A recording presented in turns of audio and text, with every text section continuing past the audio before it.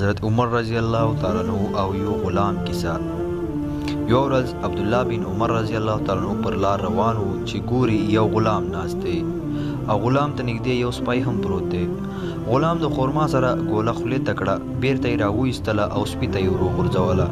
عمر رضی الله تعالی عنہ ورته وویل دا سپی ستا دی؟ حبشي ځواب ورکړ چې نه زما نه دی.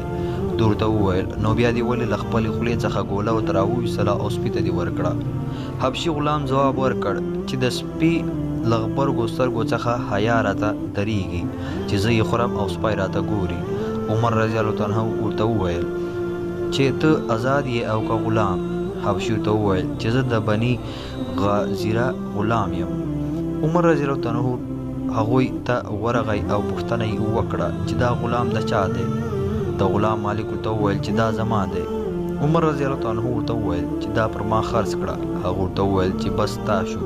عمر رضی الله تعالی عنہ ځواب ورکړ چې نه په خدای مې دې قسم وي چې یا به یې پیسې اخلي او یا به غلام بیرته ستا کېږي.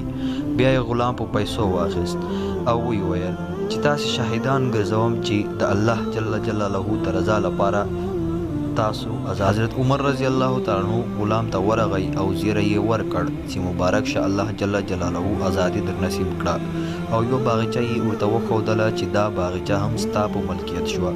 حبشي غلام ډیر خوشحاله شو او ویې ویل چې بس نو د دې باغچې ټوله میوه دي د مدینې فقیرانو لپاره خیرات ګرځوم.